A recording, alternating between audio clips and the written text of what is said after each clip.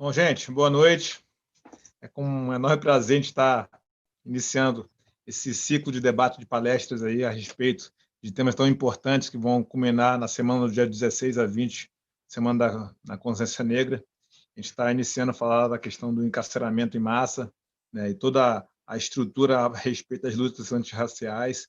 Meu nome é Agni, geógrafo, né, advogado popular, vários grupos quilombolas da Zona Oeste do Rio de Janeiro, e a gente trabalha um pouco com essa temática que é tão cara para a nossa realidade. E aqui nós temos que dar uns informes burocráticos rápidos em relação ao certificado. Todos aqueles que fizeram inscrição até o final das falas vão poder receber, vão poder baixar o certificado e fazer uso. Além disso, nós temos, né, dentro desse coletivo, né, uma importância muito grande em relação aos alunos bolsistas. Por isso, o coletivo 30 anos de ex-alunos bolsistas da PUC-Rio, com o apoio da Vice-Reitoria Comunitária, do NIREMA, Núcleo Interdisciplinar de Reflexão e Memória Afrodescendente, do PROAFRO, Programa de Estudos e Debates do Pro-Africano Afro-Americano, da UERJ, traz essa temática muito importante para todos nós. E nós temos aqui, em termos de conhecimento, em termos de prática, em termos de teoria, 4 pessoas com um currículo muito importante para esse debate, que são eles: Tula Pires, diretora do doutora em Direito, professora do Direito da PUC-Rio, coordenador do NIREMA, que eu acabei de citar. O Sidney Telles, ex-diretor do DEGAS e membro do RAESP, associado ao SEDECA, no Rio de Janeiro. O Luiz Oen, que é defensor público e professor de Direito Constitucional. O André Luiz Porfiro, que é doutor em Educação, professor da FATEC, e no DEGAS foi coordenador do NEAB-DEGAS. Então, a gente tem aqui, basicamente, o Sidney acabou de entrar. Nós temos aqui, basicamente, pessoas muito gabaritadas para falar sobre o tema. Como que vai ser a dinâmica? A gente vai ter, basicamente, um papo bem descontraído dentro dessas 4 propostas que esses 4 debatedores vão levantar. Depois, no final, a gente vai trazer as perguntas nos canais midiáticos que nós temos, do Facebook, do YouTube e também através do Zoom. As perguntas vão ser lançadas, aí a gente espera que vocês possam fazer no chat as perguntas para que a gente possa passar para os demais debatedores, e ao final a gente vai ter uma relação muito maior com a proposta dos alunos bolsistas e falar um pouco do projeto do Coletivo 30 Anos e do projeto Nós por Nós. Perfeito?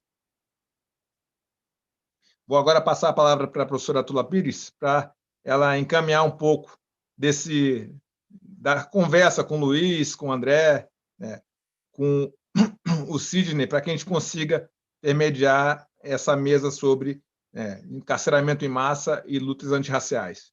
Boa noite. Boa noite, gente. Boa noite, Agni. Boa noite, Luiz, André, Sidney. Queria dizer que é uma alegria enorme estar aqui com vocês hoje, né? Esses tempos bicudos, a possibilidade da gente bater esse papo sobre temas que são tão caros, não só para a gente, né, enquanto brasileiros e brasileiras, mas também, especialmente, para a população negra no Brasil, e é caro não só para a gente do ponto de vista da nossa atuação profissional, mas também da nossa atuação política de forma mais ampla. Queria dizer que esse encontro me colocou num lugar muito especial, né? Eu rejuvenesci 20 anos, e não é uma metáfora, embora não pareça, né? Vocês podem imaginar que eu voltei o que é a condição fetal praticamente, mas não.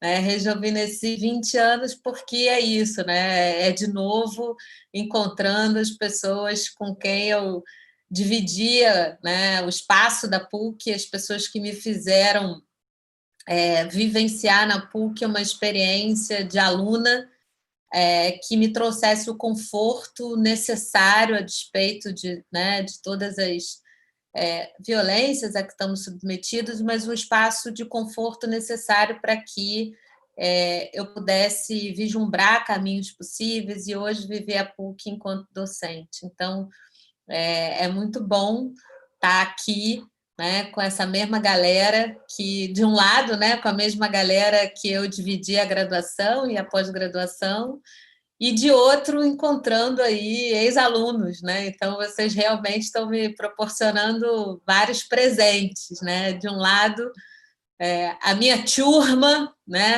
A minha turma de agitação, a minha turma de movimento estudantil, os meus alunos e grandes referências, né? Da ação política negra mais ampla, como o Sidney e o André. Então, é muita possibilidade num dia só, né? Agradeço muito por isso. E queria começar essa conversa convidando a gente para pensar primeiro, né? A gente está mais acostumado a pensar a dimensão do encarceramento como uma das facetas do genocídio e uma das formas mais perversas de produção de morte em vida em relação à população negra no Brasil. Mas eu queria começar essa conversa tentando virar um pouco a chave e tentando pedir primeiro para o André, e depois eu vou seguir para o Sidney, vou seguir para o Luiz, só vou dar um tempo para o Sidney chegar um pouquinho, né, para não chegar direto, né, no fogo. Vou pedir para o André contar um pouco para a gente como é possível produzir num ambiente limite, né, que um sistema que institucionaliza e que encarcera, né? Como é a possibilidade da gente produzir processos educativos, produzir, ampliar a imaginação de liberdade, produzir espaços de emancipação, numa situação que é tão limite, numa situação tão perversa. Então, eu queria aproveitar a experiência do André à frente do NEAB de Gaza, para que a gente começasse essa conversa tentando virar um pouco a chave, não porque a gente vá romantizar ou minimizar os efeitos perversos e letais que o encarceramento tem para as nossas possibilidades, para a nossa continuidade, mas exatamente para que a gente possa começar com o melhor que a gente consegue fazer, né? Que é, nas situações limite, produzir caminhos de resistência efetiva. Então, queria que o André pudesse começar falando um pouquinho para a gente. Boa noite a todos, boa noite a todas. É muito bom estar com vocês, né? Quer dizer, a minha relação com a PUC é muito pequena, né? Eu lembro que alguns anos atrás eu fui convidado para uma mesa sobre fraude nas cotas, dividindo a mesa com o Frei Davi, e daí esse movimento que já tinha ganho uma amplitude, conseguiu se estabelecer parâmetros para criminalização, para a construção do crime de branco, que é o que estabelece, que o foco da mesa dizia muito, né? E é muito legal estar aqui novamente, né, com o coletivo da importância, né, e com esse tempo, né, dessa história da PUC e da história das cotas, principalmente, né, quer dizer, eu acho que o impulsionamento inicial da PUC depois desdobrou na UERJ, na UNB e depois em várias outras universidades, né? Muito bom. Lula, Agni, que eu conheci agora, o Luiz Henrique, Sidney, um grande amigo degaziano de muito tempo, trabalhamos juntos em várias unidades, né, no João Luiz Alves, numa escola de privação de liberdade, trabalhamos juntos no CRIAD de Nova Iguaçu, onde tínhamos um trabalho muito... eu sou professor de arte, né? Então, rápido, eu vou, a partir da introdução de Tula, eu vou fazer um pequeno histórico, né? Ô, Sidney, tudo bem? Tranquilidade? Né? Então, um pouco do trabalho que foi desenvolvido no CRIAD de Nova Iguaçu, que depois passou pelo CAI Baixada, né, que é um trabalho numa inter-relação com arte e visitas aos espaços culturais, né? Então, meio nesse limite que é a característica da semi-liberdade, onde que o termo, eu acho que é muito estranho, né? Semi-liberdade. O que é uma liberdade pelo meio, né? Mas o termo jurídico é esse. E como ampliar essa liberdade através do simbólico, que basicamente era o trabalho que a gente fazia em Nova Iguaçu, no CRIAD, né? E depois fazendo nesse histórico, uma ponte com o NEAB Degase, que nesse ano nós completamos 5 anos. No nosso encontro nós tivemos um prazer imenso de ter a Tula falando, né, no nosso 5º encontro, né, que fizemos, foi o primeiro encontro online, né? Então, basicamente, vou salpicar essas duas experiências no Degase, nesse limite de liberdade e prisão, né? E privação de liberdade, né? Em Nova Iguaçu, eu acho que tem 2 experiências, né? A primeira é o projeto Identidades, que era um projeto semi-liberdade. Quer dizer, só primeiro vou falar sobre o que é semi-liberdade, né? Quando o adolescente ele sai da unidade de privação de liberdade e vai para uma unidade onde ele pode estudar fora da unidade, aos finais de semana ele volta para casa. Então, é uma transição de um regime onde ele de um regime onde ele está privado completamente e para um regime onde ele vai retomar o contato social de uma maneira, vamos colocar entre aspas, livre, né? Que ele ao final do dia, dependendo das atividades que ele tenha, ele volta para a unidade para dormir, para os que trabalham, enfim. Então, um nó que se tinha era como fazer essa transição e essa transição ser uma transição significativa, né? Nova Iguaçu, durante 10 anos, a gente experimentou várias coisas. Um tempo, o Sidney esteve lá com a gente, né? Então, esse projeto de Identidades era o seguinte: a gente juntava os garotos para pintar painéis coletivos, painéis de pintura coletiva, né? Fazia junto com um artista plástico de Nova Iguaçu chamado Orlando Rafael. E daí cada um deixava o seu gesto, simbolicamente, o seu gesto de liberdade na tela.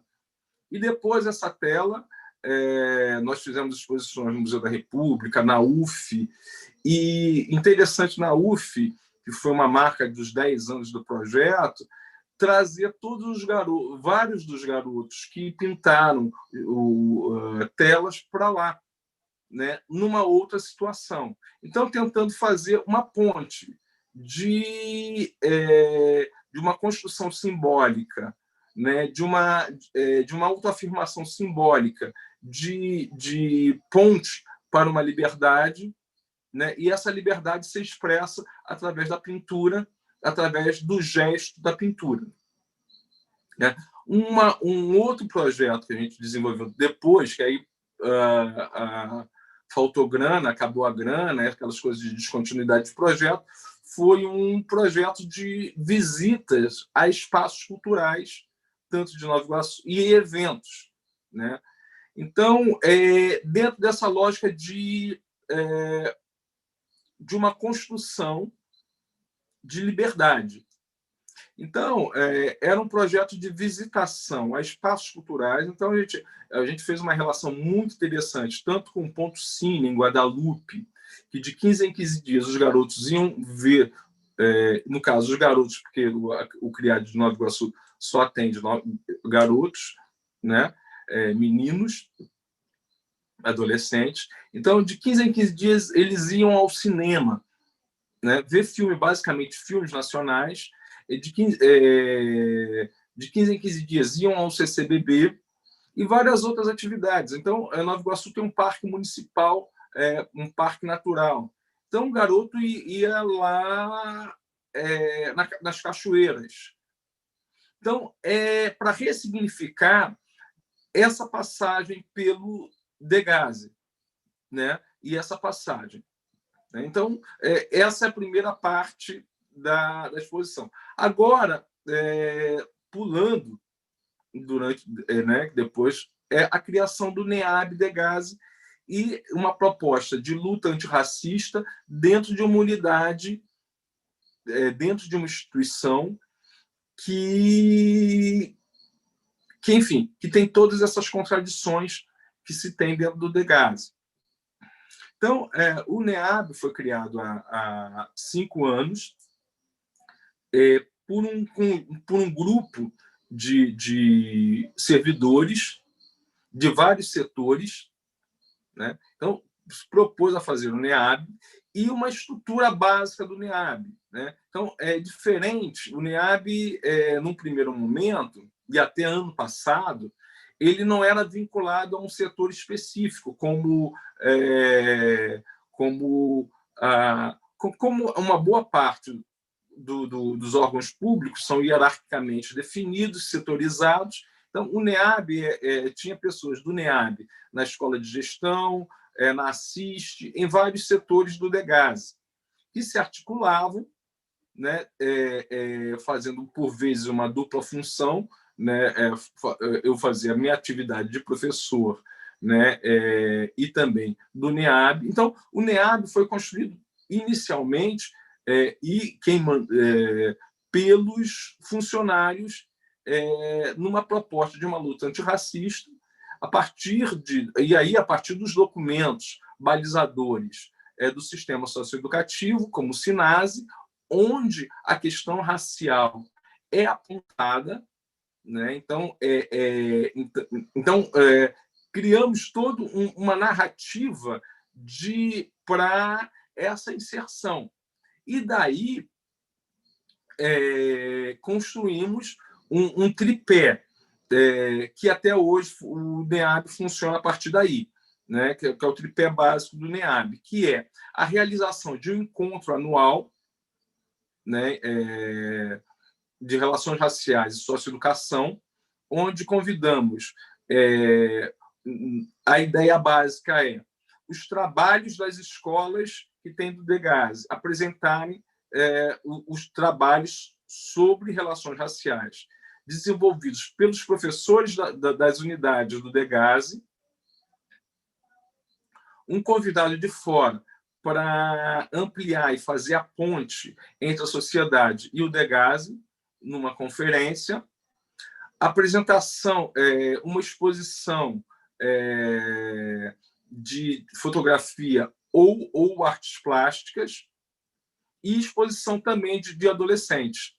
Então, o encontro basicamente é esse. Então, de um tempo para cá, e diferente esse ano, o foco do encontro são os adolescentes, né? São os adolescentes e os professores, né, e educadores que trabalham no Degase.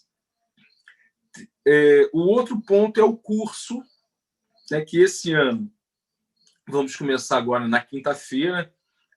O título até desse ano é A Construção do Racismo e da Luta Antirracista. Todas as quintas-feiras do mês de novembro e a primeira semana do mês de dezembro nós teremos o curso, as inscrições estão abertas ainda. É um curso que é tanto para os funcionários do Degase, quanto para a comunidade em geral, né? Então, já passaram pelo curso. Dentro do curso, a ideia é articular pessoas antigas no movimento negro com o movimento negro contemporâneo. Então, tem uma junção de várias formas de pensamento, dependendo da temática abordada. Ano passado, a temática foram as ações afirmativas, principalmente para quê? Para que tenha subsídios para uma discussão mais aprofundada sobre a questão racial dentro do Degase, né? Então, tanto pegando a questão cultural, quanto as questões, quer dizer, no caso, no passado, foi uma questão muito dentro de uma discussão de direitos, né? E principalmente para o entendimento das cotas raciais, né? Porque o que mais se tem, o que mais se fala que tentando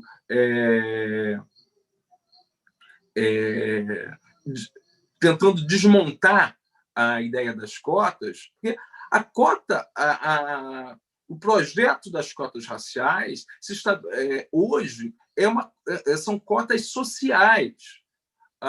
Uma boa parte das universidades públicas hoje ter mais da metade dos alunos como vindos das escolas públicas foi apontado pelo movimento negro, não é de hoje, de muito tempo, né? Então, e a terceira, só também para fechar, o terceiro pilar do NEAB, Degaze, é a revista U, onde a gente sintetiza tanto o encontro quanto o curso.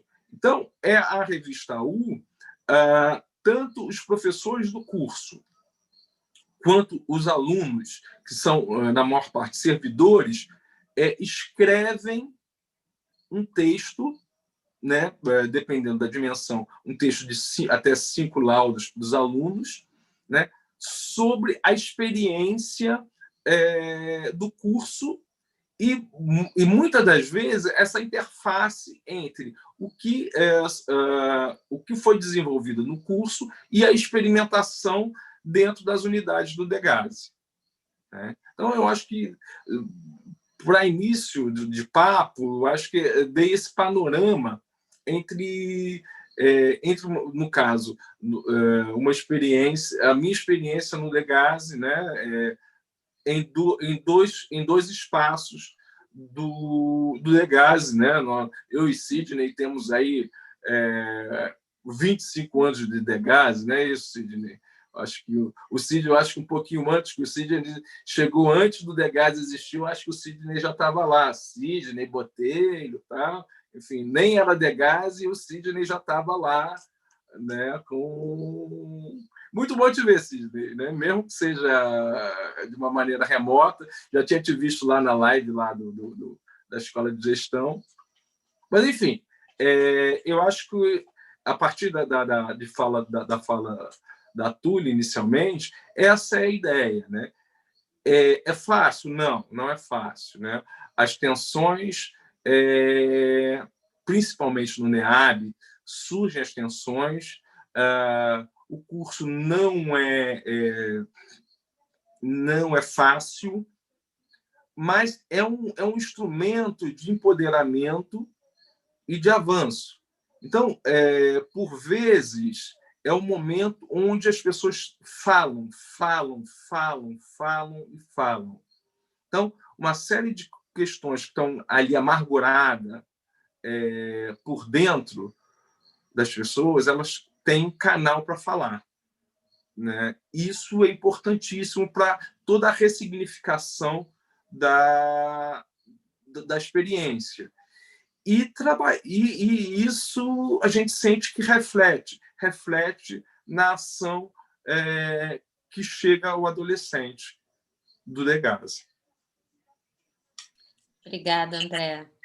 É isso, né? A gente amplia muito a própria concepção de luta antirracista quando houve uma experiência como essa, exatamente porque é daqui que a gente vê a possibilidade de incidência concreta em lugares que são extremos, de violência extrema, e que uma violência que acaba colocando, né, em grande medida, nós mesmos, né, a população negra, enquanto figuras que estão, de alguma forma, representando uma instituição que foi pensada para moer a gente, né? Então, ter um espaço para que a gente possa refletir criticamente sobre essas instituições e tentar mudar as ações, né, a partir de uma responsabilidade política que cada um e cada uma vai assumindo conforme, né, toma pé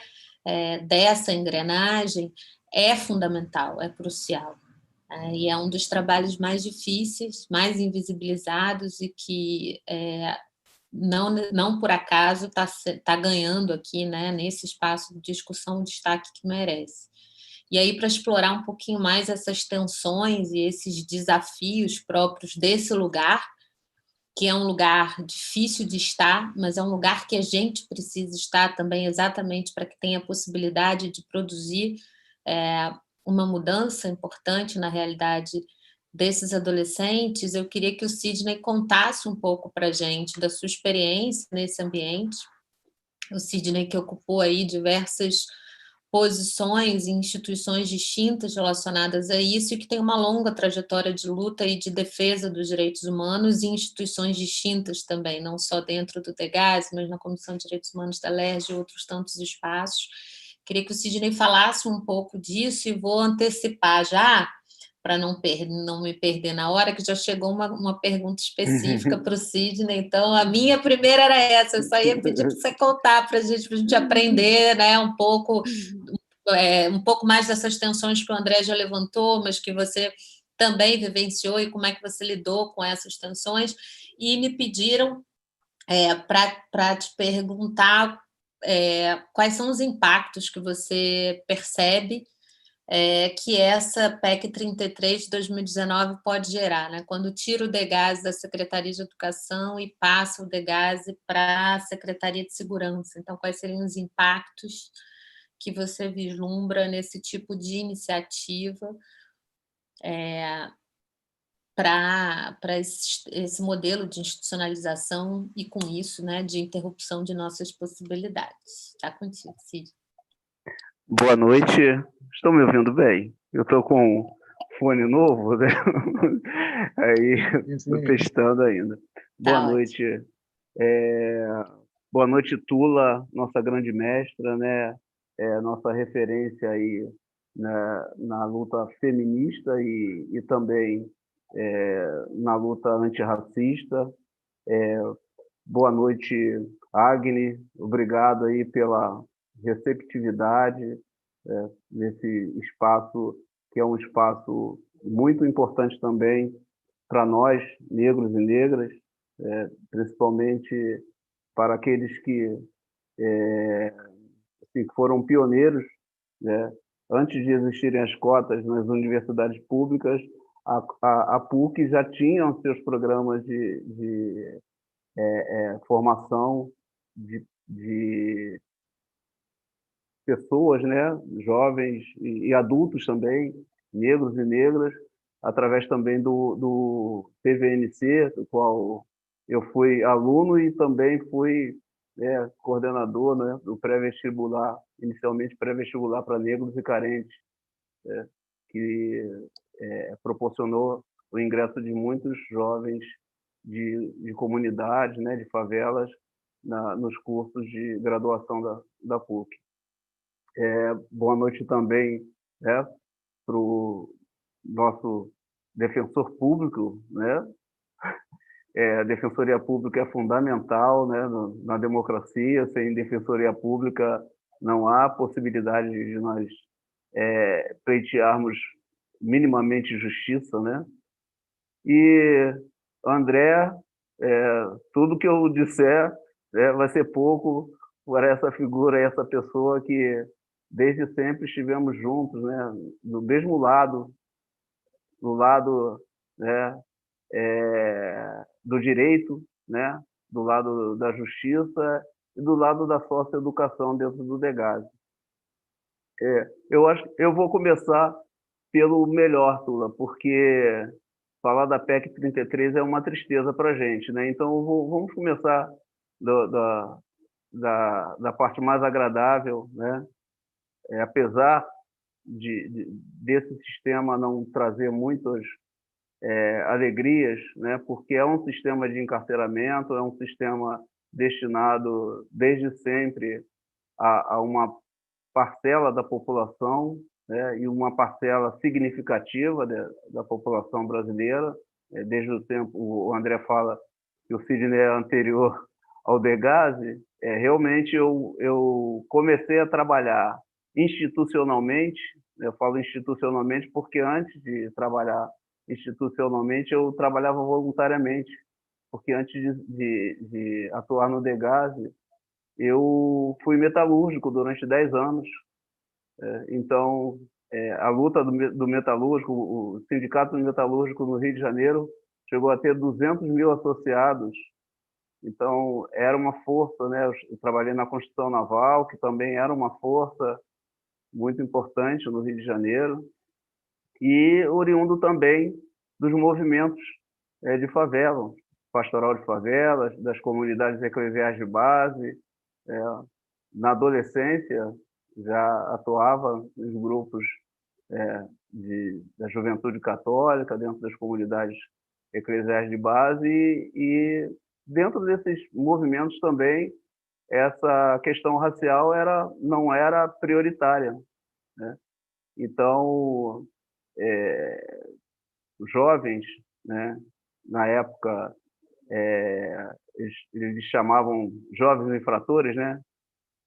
Eram jovens infratores que a nomenclatura era a nomenclatura da época, eram também objetos das nossas ações dentro desse processo, né? Atuei voluntariamente em projetos dentro da Cidade de Deus. Eu sou morador da Praça Seca, nascido e criado na Praça Seca.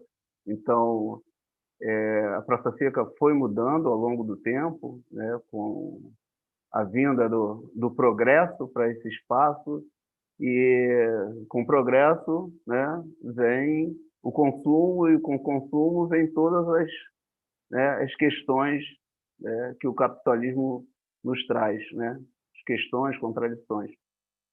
E quando eu ingressei no sistema, né, socioeducativo, um ano depois, né, da promulgação aí do Estatuto da Criança e do Adolescente, eu ingressei no antigo CRIAM, hoje o CRIAD de Nova Iguaçu, em 1991.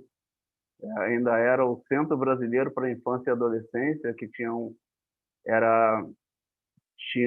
convênio com uma organização da sociedade civil, que era o Conselho Estadual de Bem-Estar Social, o SEBS, que era a organização que administrava, na época, o CRIAM, hoje CRIAD de Nova Iguaçu. CRIAM porque era Centro de Recursos Integrados de Atendimento ao Menor, né? E hoje o menor, o termo menor, deu lugar ao adolescente, né? Por isso que é hoje CRIAD. E na concepção daquele projeto, né, que foi um projeto de descentralização das medidas socioeducativas já elencadas no Estatuto da Criança e do Adolescente, a previsão era que esses centros de referência, na época foram criados 16 no estado do Rio de Janeiro, já era no processo de descentralização, era para fazer integração, por isso que era centro integrado, fazer a integração do sistema de atendimento a adolescentes em conflito com a lei com o entorno, com os equipamentos do entorno daquelas unidades. É claro que ninguém queria uma unidade daquela, né, na sua vizinhança. Houve muita resistência em todos os lugares onde os CRIANs, na época, hoje CRIADs, foram implantados. Em alguns lugares as pessoas entendiam que aquilo dali seria um centro de capacitação, um centro de formação profissional, né? um SENAI, um SENAC, e quando constataram que seriam unidades para atendimento de adolescentes, houve revoltas em alguns lugares. A política também, né? A política partidária foi muito influente também na questão da resistência das comunidades que eram vizinhas dos criães, né, da época. E só que havia um projeto, né, um projeto bem delineado, um projeto em que aqueles centros não só seriam para atender as necessidades dos adolescentes que lá estivessem, mas também para atender, né, para organizar as comunidades do entorno.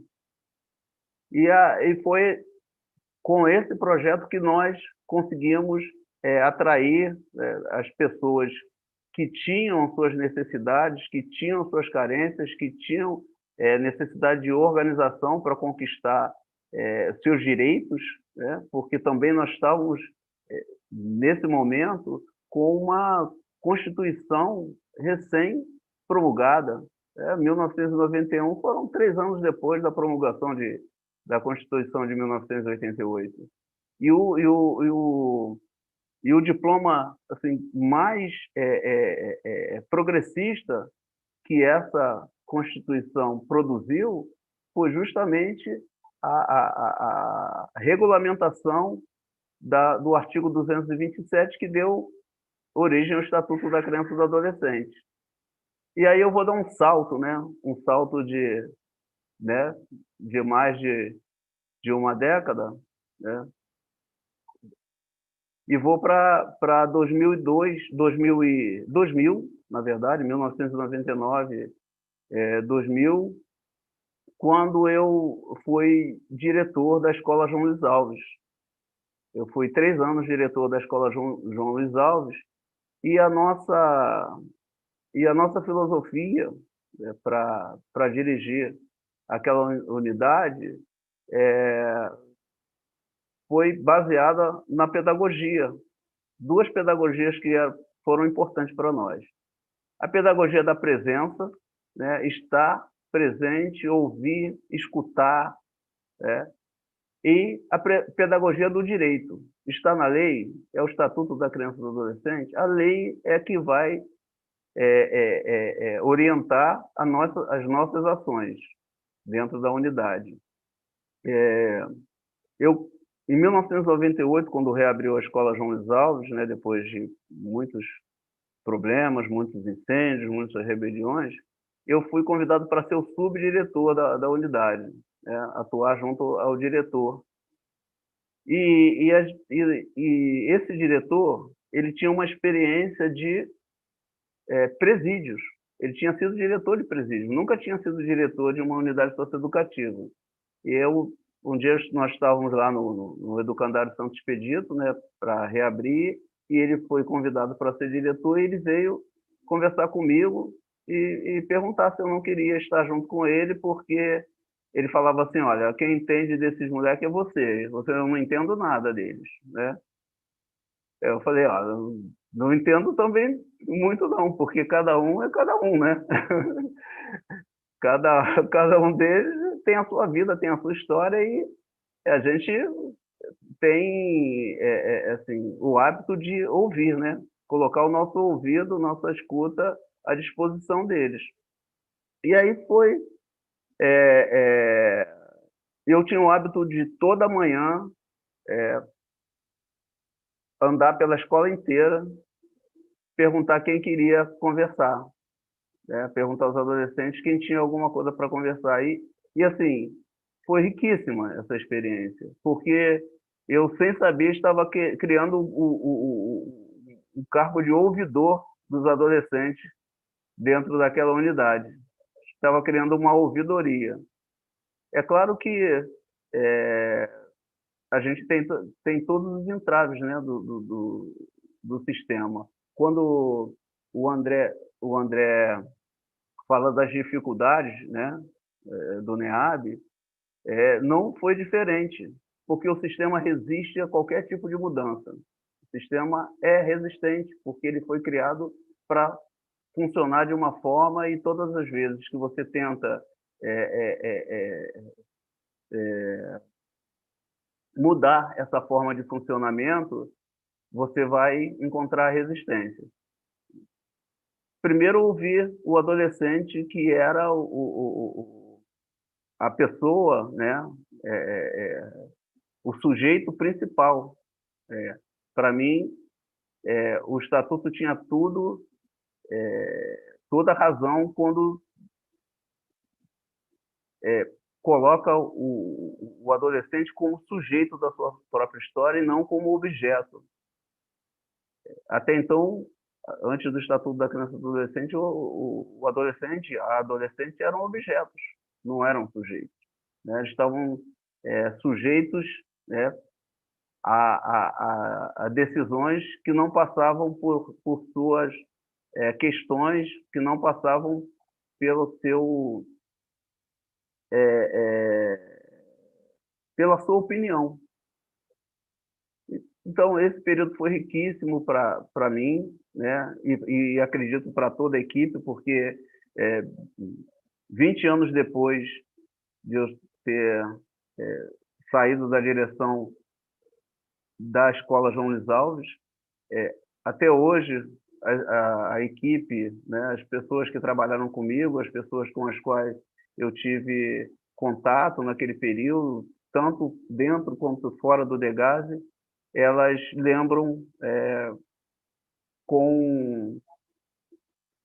assim, é muito bom ouvir as pessoas falando daquele período que nós vivemos lá. Para mim, principalmente, é muito bom porque as pessoas acreditaram. Aquilo não foi algo inventado pelo Sidney. A lei estava ali e nós só fizemos cumprir a lei minimamente. Então, aquilo foi para provar que era possível, o Estatuto é factível, é possível de ser implementado, né? E muitas das propostas que vieram depois com o SINASE, alguns amigos falam assim, olha, Sidney, essas propostas surgiram realmente da prática que vocês instituíram na Escola João Luiz Alves no período que você esteve à frente daquela equipe. E eu sempre dizia o seguinte, para você fazer algo funcionar, né, é necessário que você consiga convencer uma parcela das pessoas que estão com você, que estão trabalhando, atuando com você. Isso eu aprendi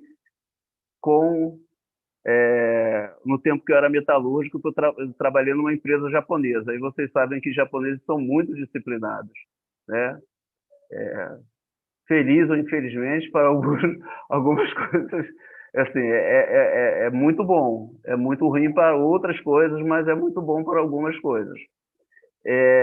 E eu tive um chefe que ele era, para os critérios japoneses, ele era um indisciplinado. Mas, para mim, ele era um disciplinado porque foi com quem eu aprendi muita coisa. Ele parava a produção para conversar com quem estivesse mal, né? Com quem ele percebesse que não estava num dia legal. E, com isso, a gente evitava acidentes, né? Evitava que uma pessoa ficasse distraída e sofresse um acidente. Então, eu pensei, né, levando essa filosofia dele, pensei assim, tem 10% das pessoas que não acreditam em nada. Então, elas, por mais que você procure fazer o melhor, elas vão ser sempre contrárias a tudo que se fizer, né? 20% das pessoas, elas são passíveis de você convencê-las a estar junto contigo, né? Aí nós já temos, né, só temos para frente 70%. Se você convencer outros 35%, a metade desses 70% que sobraram, você vai fazer uma revolução. Porque tem gente que não quer se envolver em nada, não quer saber de nada, está ali só para, né, pagar as contas do mês, não tem envolvimento com o futuro, não pensa que aquele trabalho pode definir a vida ou a morte de alguém, né? Pode definir o futuro, né? de um adolescente. Então, se você convence, né, aqueles 35%, você já é a maioria, 55%, com os 20% que vocês têm. Então, foi isso que nós fizemos. Deixamos os 45%, os 10% que já não acreditavam em nada, os outros 35% que iam onde a maré levasse, e vamos fazer a nossa parte. E foi dessa forma que nós conseguimos, né, inclusive, sermos indicados para o prêmio Tô Educando do Unicef, né? Nós só não levamos o prêmio porque, como um político diz, né, o juiz, né, quem julgou, não julgou dentro das regras legítimas, legais, né? Então, era um jogo de carta marcada, eu entrei no jogo sem saber que o resultado já tinha sido dado antes de ser jogado. Mas era isso mesmo, né? Assim, o André é uma pessoa também que é referência dentro do Zegase, e na Escola João Luiz Alves nós criamos, né, os festivais. O André chegou a participar com grupos lá do CREAD de Nova Iguaçu, né, festivais de arte, né, ele levou aquele grupo lá de teatro de bonecos, né, André? Os adolescentes produziram tudo, né? Grupo de samba que os meninos formaram, encenaram a peça Romeu e Julieta com a atriz Letícia Sabatella, que ela como o texto era muito complexo, né, para um adolescente só assumir o papel de Romeu, então foram 13 Romeus, né? Cada um fez uma parte da fala do Romeu, e a atriz beijou a boca de todos os 13 Romeus. Foi um escândalo, né? Saiu na primeira página do Globo o beijo da Letícia Sabatella no adolescente infrator. Mas é para isso que serve a arte, né? Para escandalizar também e para mudar esses conceitos, preconceitos, né? E nós também, assim, chegou um período que atividade externa, né? Porque a lei não proíbe a atividade externa, né? Mesmo para o adolescente que esteja cumprindo a medida de internação. Então, era assim, fazia parte do currículo da escola que tinha dentro da unidade, né, a escola Candeia, né? Não tem referência ao compositor Candeia, não, o grande mestre Candeia, não. Candeia porque ligado à questão da luz, né, do candeeiro, né, de iluminar, né, de trazer uma luz para aqueles adolescentes que ali cumpriam a medida. Então, a atividade externa era assim, prioridade para nós, principalmente os passeios ao Museu da Vida da Fiocruz. Era muito, muito gratificante. Nós levamos os meninos para assistir uma ópera no Teatro Municipal, chegamos lá às 7 horas da noite, saímos de lá 1 hora da manhã, com 30 adolescentes. E um dia e as pessoas dizendo: esses garotos não vão gostar. Então, sim, a gente tinha que chamar a atenção dos funcionários para estar ali atentos, porque os próprios meninos, em algumas ocasiões, chamavam: pô, seu, dá daí para ficar quieto, estou querendo ouvir ali. Então, assim, eram espaços, né, conforme o André falou, né, esses adolescentes, muitos deles não tinham, não conheciam outros espaços que não fosse o espaço da sua comunidade. Então, era apropriação dos espaços públicos por um público que era alijado desses espaços. A gente tem mais papo para frente, mas eu quero responder logo a questão da PEC 33. Né? O meu diretor, em 98, né, quando eu era o subdiretor, ele vinha, assim, ele tinha umas tiradas muito interessantes, né? Ele falava que os nossos funcionários, ele que tinha a experiência do antigo DESIP, né, hoje SEAT, ele dizia assim: Muitos desses funcionários que fizeram concurso para o DEGAS, principalmente em 1998 em diante, né, o André do concurso de 1994, era do concurso que foi elaborado pelo Darcy Ribeiro, pela equipe do Darcy Ribeiro, né, então eles queriam educadores, né? Em 1998 já foi mais ligado à questão da disciplina, da segurança, né, e assim sucessivamente.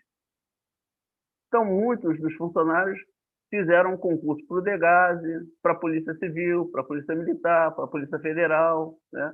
Porque, na verdade, eles querem ser polícia. E para ser polícia tem que ter bandido, né? Então, primeiro transforma os garotos, os adolescentes em bandidos, né? Para justificar, né? São de alta periculosidade. Todos eles são de alta periculosidade, são fascínoras, assassinos quanto mais, traficantes, né? Então tem que criminalizar essa juventude para justificar o aparato da segurança. Haja vista que, né, nos governos do hoje presidiário Sérgio Cabral, os investimentos em segurança pública foram infinitamente maiores do que em educação. Então, a PEC 33 é fruto desse anseio, né, dessas pessoas de serem policiais, mesmo estando num ambiente que deveria ser um ambiente de educação, um ambiente socioeducativo. Então, assim, todo o meu repúdio à PEC 33. Todo o meu repúdio, né? Prefiro andar amado. Então, é isso.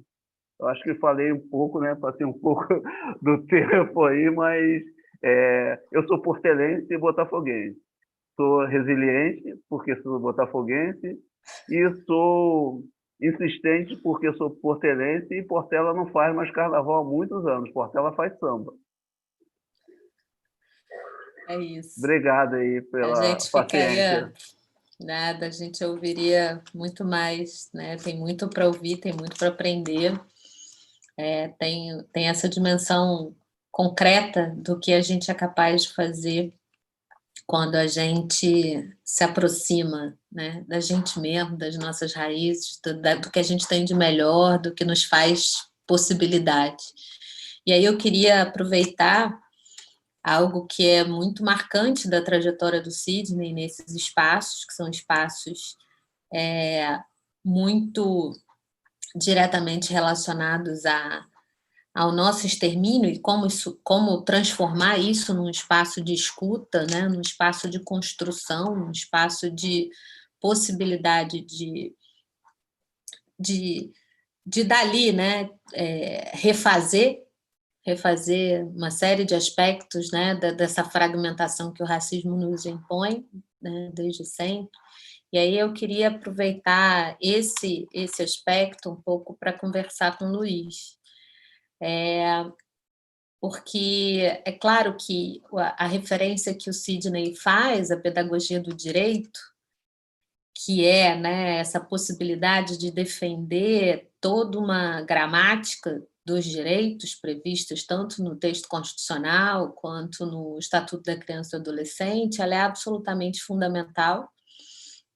Mas a gente sabe que o sistema de justiça, e principalmente o sistema de justiça criminal, ele opera pouco nessa gramática, né? Ele se escuda, né, a partir dessa ideia, como se fosse efetivamente os representantes e os responsáveis pela aplicação do direito, mas a gente sabe que eles operam muito pouco na gramática da promoção de direitos, né? Eles são muito mais chanceladores das violações que acontecem diuturnamente nesses espaços de privação de liberdade e de institucionalização do que propriamente de cumprir o mandato constitucional que tem de protetores, né, da aplicação dessa norma e dos principais educadores nesse sentido da pedagogia do direito que o Sidney nos trazia. Então, eu queria pedir para o Luiz para ele destacar não os aspectos que são aqueles aspectos que a gente gostaria que tivessem à frente dessa atuação, mas exatamente quais são os impasses, os limites que fazem com que o sistema de justiça, principalmente o sistema de justiça criminal, seja incapaz de fazer pedagogia da escuta, seja incapaz de reconhecer nesses adolescentes e nesses adultos, sejam eles homens ou mulheres, que serão submetidos de maneira desproporcional e com muita irresponsabilidade, tanto política quanto jurídica desses operadores, serão submetidos a essa privação da liberdade. Então, enquanto alguém que está ali, certamente tentando agir contra, né, essa maré, né, porque sei que você tem essa formação, te exijo isso, né? E sei que posso exigir.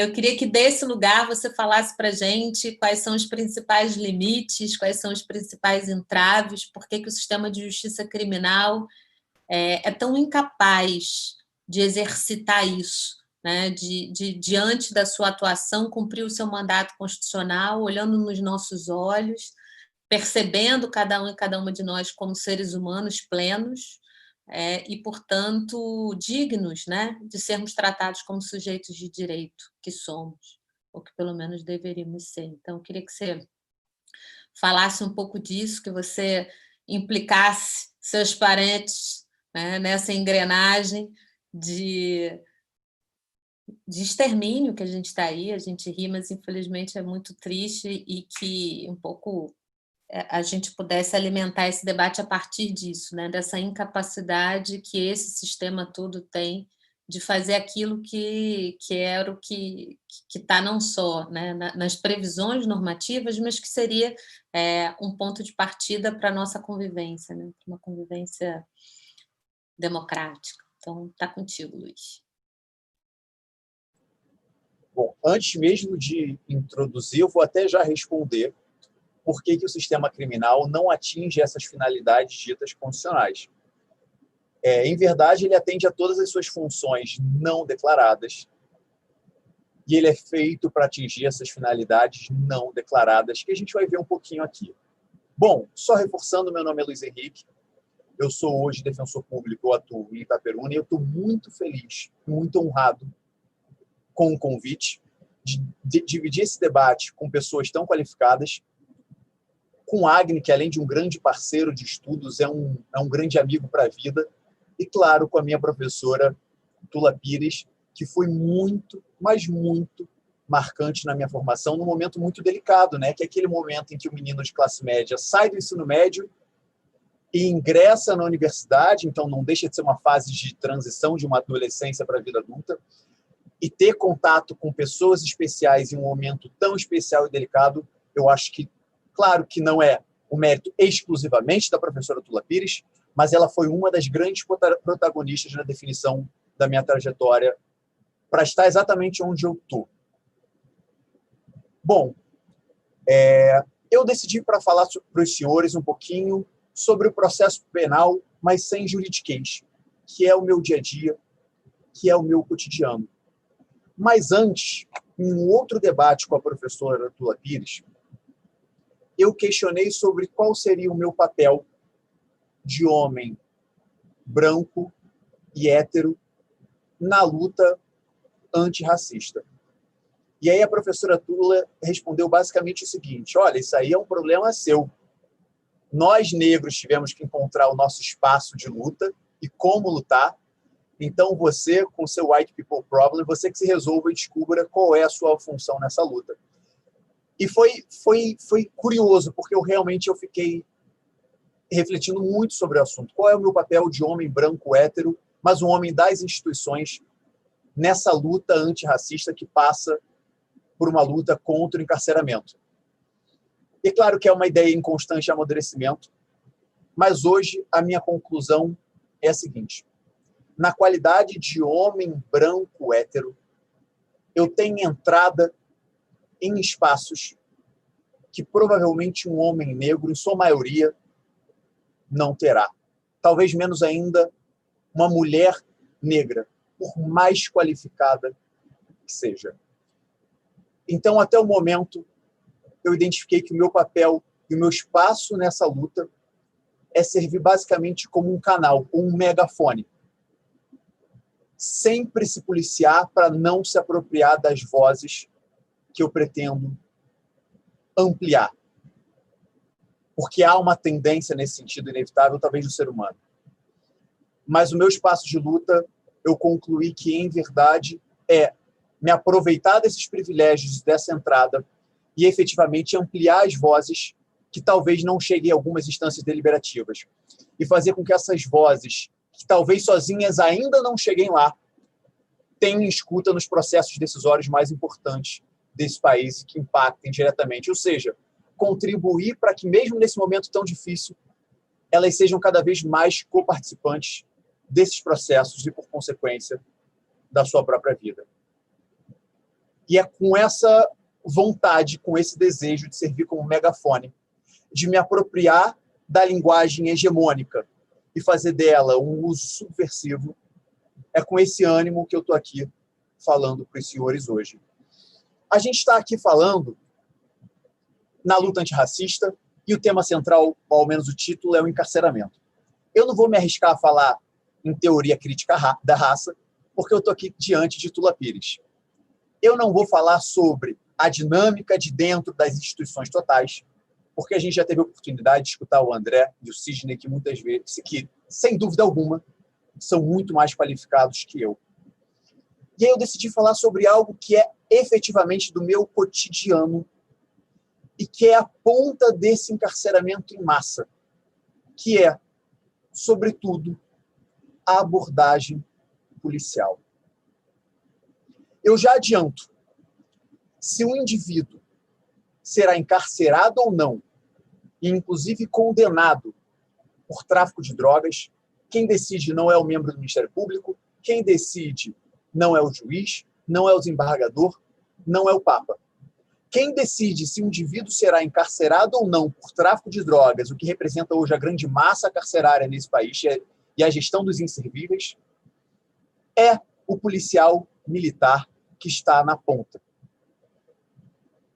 E é desse pedaço do processo penal, pouco trabalhado na dogmática, pouco trabalhado nos livros, embora hoje cada vez mais trabalhado por aqueles que estão no âmbito da luta racista, que eu queria falar um pouquinho.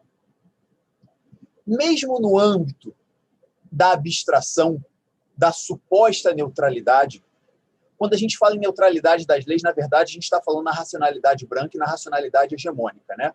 Que de neutralidade não tem nada. É a hegemonia que a gente está acostumado. E por isso a gente internalizou. Isso se chama criminalização primária. Em tese, as leis são aplicáveis para todos. Então, se eu criminalizo o tráfico de drogas, eu criminalizo o branco, o preto, o rico, o pobre. Em tese, no âmbito da abstração, eu já afirmei que não é bem assim. Mas a minha grande preocupação aqui na abordagem é no âmbito que se denomina da criminalização secundária. Ou seja, como essas leis ganham vida e efetivamente são aplicadas por quem, para quem e por quê. Bom, eu estava escutando um podcast esses dias e aí uma das debatadoras afirmou que ela fez uma pesquisa, era uma pesquisadora, isso inclusive em sites de pesquisa. Na verdade, era uma maneira caricata dela demonstrar. Quando você digita flagrante, operação policial, mais tráfico, aparecem milhares de opções no Google ou em outros buscadores. Quando se digita, por exemplo, inteligência ou investigação, mais tráfico, aparecem algumas centenas. Então, o Google já demonstra para a gente que a nossa política criminal, sobretudo a guerra às drogas, começa com a abordagem policial. E o que o CPP, o Código de Processo Penal, diz para a gente sem grande juridiquês? Em tese, uma pessoa não pode ser simplesmente abordada na rua. Para que ela seja abordada na rua, o que já gera uma privação de liberdade e, no mínimo, um constrangimento, há necessidade da tal, da fundada suspeita. E a fundada suspeita é um dos principais pontos de entrada de racismo no nosso processo penal.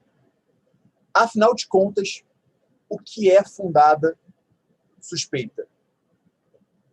Esse conceito de fundada suspeita, ele fomenta uma discricionariedade que quase sempre tende a descambar para arbitrariedade. Há até um precedente do Supremo Tribunal Federal que eu achei muito antigo, dizendo que fundada suspeita tem que ser concretizada e fundamentada à luz de casos concretos, sob pena de tornar a prisão ilegal. Mas a verdade é que isso não acontece.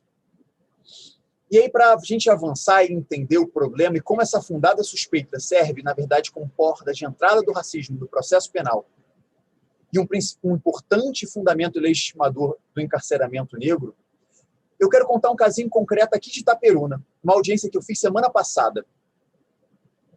Policiais, em tese, receberam uma notícia anônima de que um indivíduo jovem, negro e com tatuagens no braço, estaria traficando na região tal. Jovem, negro, com tatuagens no braço. E eu nem duvido que essa denúncia anônima tenha efetivamente ocorrido, sabe-se lá.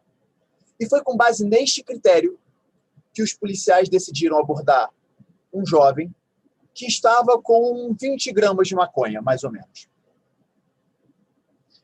E aí eu fiz a seguinte pergunta em audiência para o policial. Se a gente ligar a nossa televisão domingo, 5 horas da tarde, quantos jovens negros com tatuagem no braço nós veremos dentre os 22 jogadores? Afinal de contas, qual foi o critério que o senhor adotou para abordar aquela pessoa no meio da rua? Qual foi o critério que o senhor adotou para definir que aquelas 20 gramas eram para fins de traficância e não para uso? E aí ele afirmou simplesmente o seguinte: olha, doutor, ele estava ali se comportando do jeito que aquilo que a gente entende que é fundada suspeita. Ele estava andando meio esquisito ali no meio da rua, aquela região é conhecida. Qual é a grande questão aqui? A gente tem um Código de Processo Penal de 1941, forjado no momento fascista, inspirado no CPP italiano, que usa um conceito claramente incompatível com a Constituição que hoje nós temos e com os tratados internacionais de direitos humanos dos quais o Brasil é signatário. Ninguém pode ser privado da sua liberdade nem constrangido com base num conceito tão aberto, assim como é o conceito de ordem pública que várias vezes aparece no nosso ordenamento jurídico brasileiro. Mas o conceito de fundada suspeita poderia ser concretizado e regulamentado. Nós temos outros conceitos como esse no ordenamento jurídico e basta que se regulamente.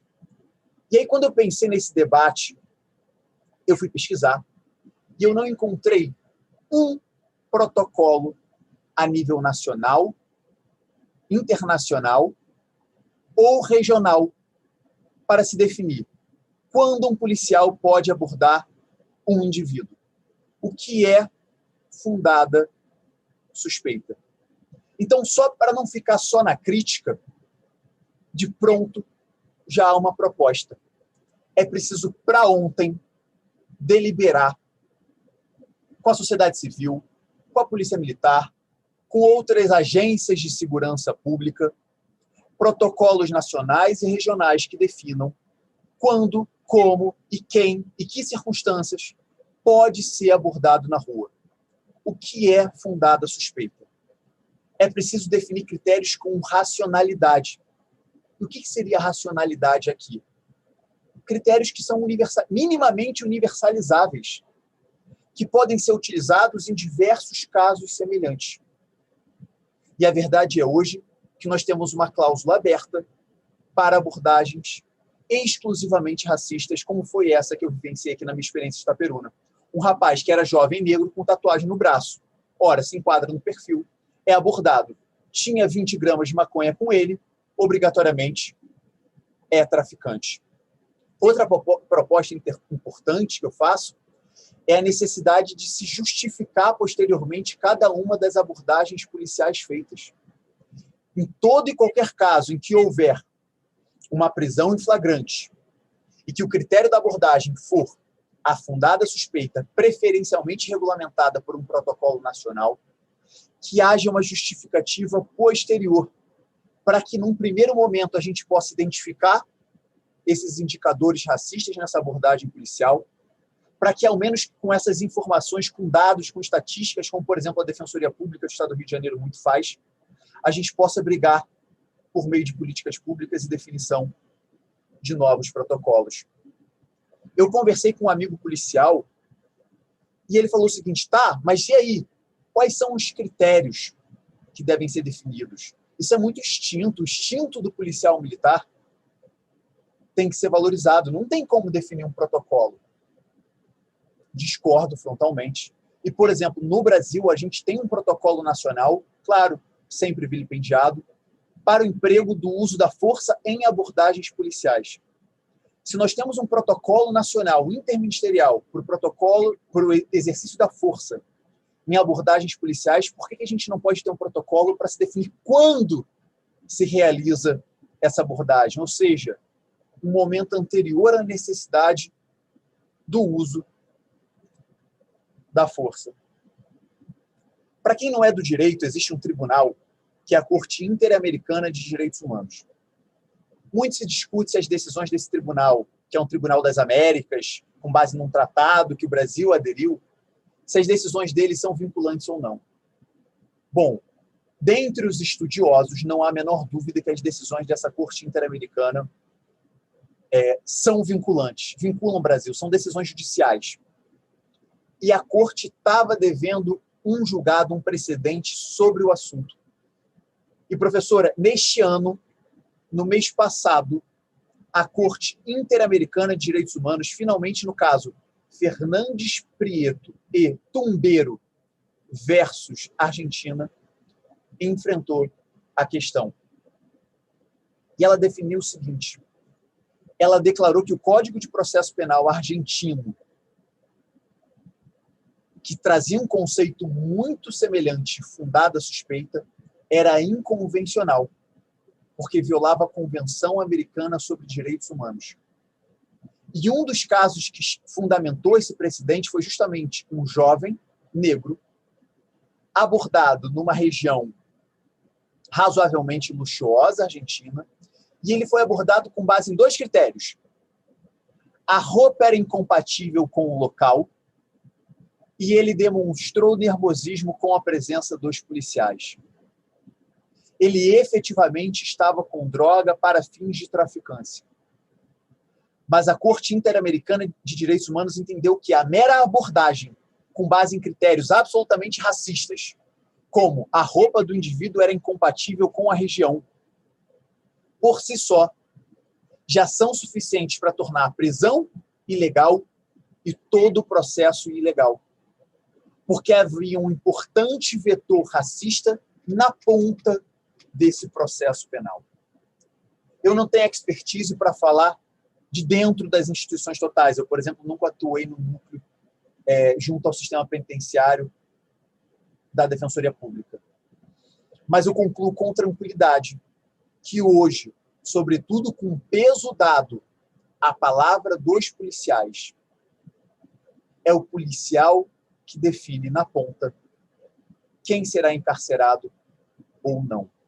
E com a legislação que nós temos hoje, o critério preponderante desse policial que define o encarceramento em massa, em última análise, é filtrado racialmente. Falei desse momento da ponta, a abordagem policial, mas poderia falar também dos critérios que definem se um indivíduo é traficante ou usuário. Não é a quantidade da droga. É, sobretudo, a cor da pele e a região da prisão. E aí, com relação à região da prisão, nós temos um outro fator muito importante também. Porque há um entendimento consolidado de que, se determinada região é dominada por facção criminosa, assim que eu vou denominar, porque é a expressão utilizada, e se o indivíduo é negro, E se ele estava com drogas e ele é traficante, obrigatoriamente, ele é associado. E a inclusão de mais um tipo penal é decisivo para crescer, elevar a pena desse indivíduo e fomentar o encarceramento em massa. Bom, já falei muito, comecei a me empolgar, mas, enfim, o que eu quero sustentar aqui e concluir é o policial militar que define hoje, sobretudo, esse encarceramento em massa.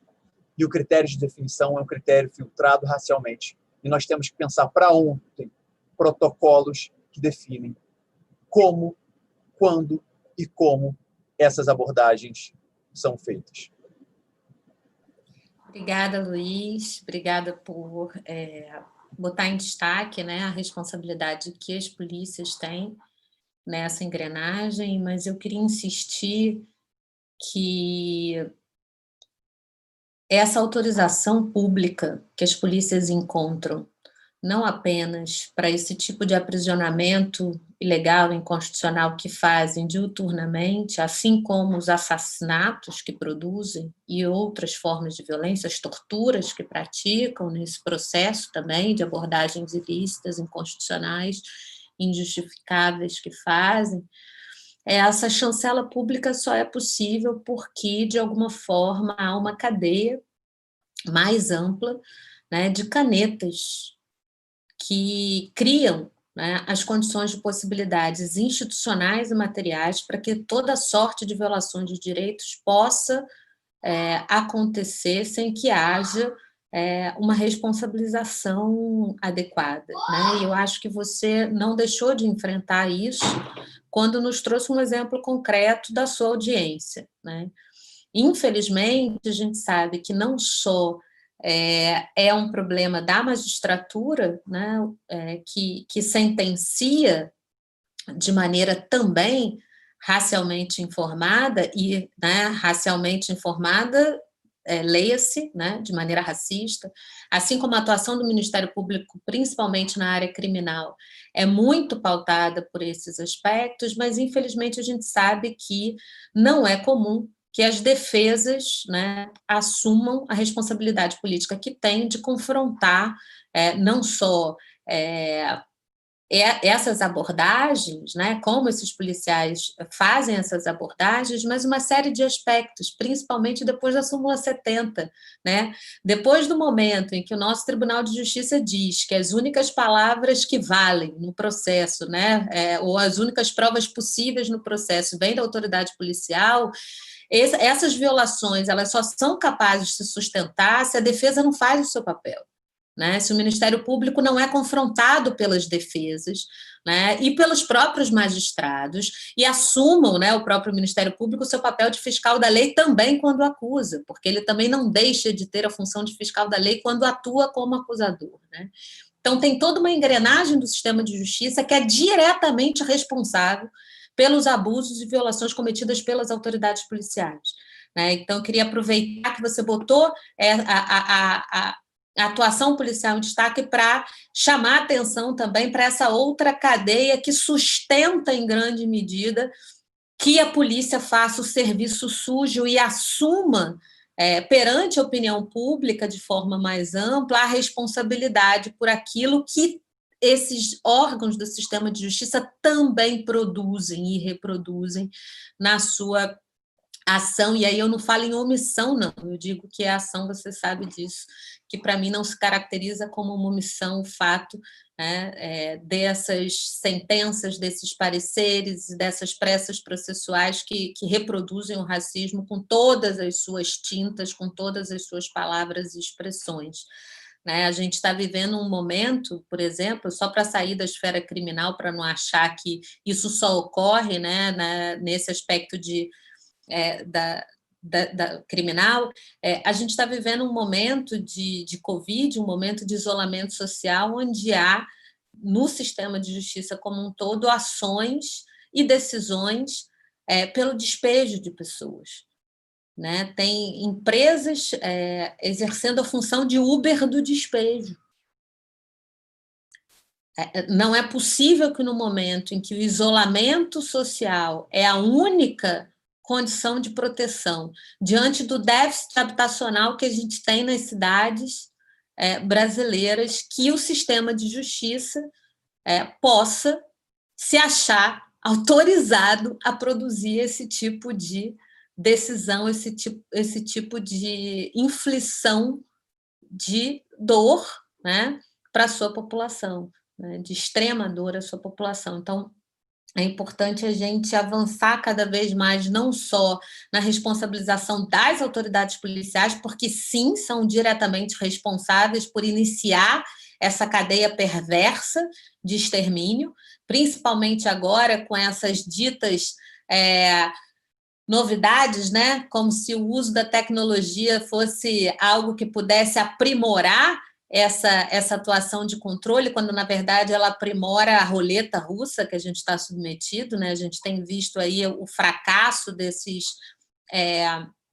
do uso desses reconhecimentos faciais, da fragilidade de tudo isso, né? A gente sabe a fragilidade a que a gente está submetido diante das audiências de custódia, passando por toda sorte de precarização, no sentido de que não são mais presenciais, enfim, uma série de questões, mas a gente precisa entender que o sistema de justiça como um todo, e aí eu estou incluindo a defesa, sim, né, também nesse processo, e com isso as defensorias públicas, mas não apenas, nesse processo de instituições que ignoram o que o Sidney falava, que é a escuta.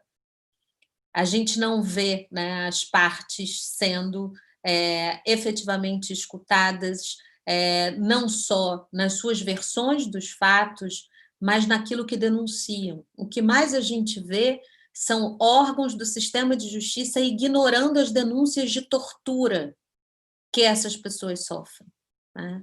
E isso começa na autoridade policial, isso segue nas defesas, isso segue no Ministério Público, isso segue na magistratura, isso segue também nas instituições de cumprimento das medidas ou das penas, a depender do caso, né? Há todo um silenciamento acerca da versão dessas pessoas sobre aquilo que elas mesmas vivenciam, sobre aquilo que elas sofrem. É preciso que haja uma mudança radical de postura, né, dos agentes públicos, né, que eles assumam o seu compromisso republicano de, portanto, agentes em defesa do comum e de uma possibilidade de comum, e não que sigam, né, mobilizando as instituições públicas para, de um lado, garantir os seus próprios privilégios e, de outros, uma garantia dos seus próprios privilégios em cima da dor e do sofrimento de grupos racialmente determinados. Então, é por isso que é muito importante não só a gente hoje falar do quão perversa a situação de encarceramento e o quanto o racismo é o principal contrato assinado pelo Estado brasileiro capaz de sustentar uma situação limite, como aqui todas as formas de institucionalização e encarceramento produzem, mas que a gente também aprenda com aquelas iniciativas que, mesmo nesses espaços, nos oferecem horizontes de possibilidade, nos oferecem caminhos de proteção da vida e de alimentação de uma imaginação de liberdade em contextos que a gente considera que, enfim, né, não haja muito a fazer.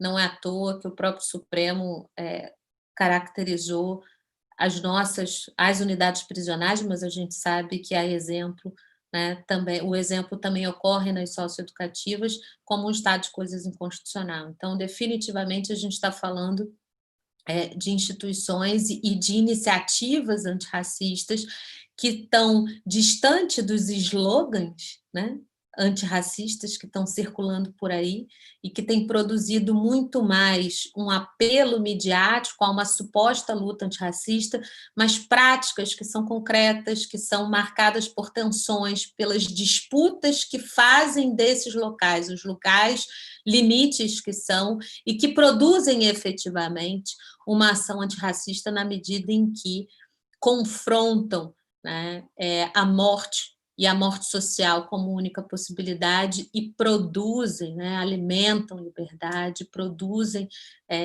espaços de emancipação ainda, né, que a despeito do próprio Estado e de todas as violências que ele costuma colocar.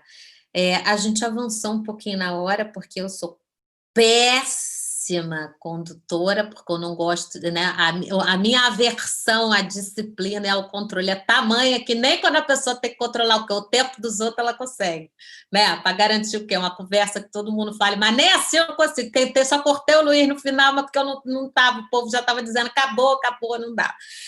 Mas aí eu queria só que a gente passar para vocês, assim, para que vocês tivessem mais um tempo, não só de despedida, mas algumas colocações finais, sem tanto drama, mas só para que a gente tenha um tempo para que vocês falem um pouquinho também a partir e possam reagir um pouco a partir do que os outros falaram, né? Acho que a André tem um monte de coisa para falar a partir do que o Sidney trouxe, do que o Luiz trouxe, e os outros também.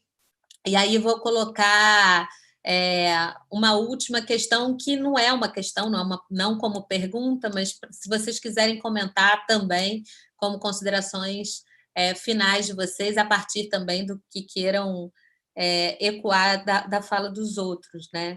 E eu queria um pouco que a gente falasse isso, como que essa educação antirracista ela pode contribuir para uma outra atuação desses órgãos, não só nos órgãos onde as punições são cumpridas, né, são vividas, são experimentadas, mas também nos órgãos que são os órgãos responsáveis por determinar punições e por fiscalizar o cumprimento dessas punições. Então, como pensar nessa educação antirracista? Obviamente que cada um aqui do seu lugar, né?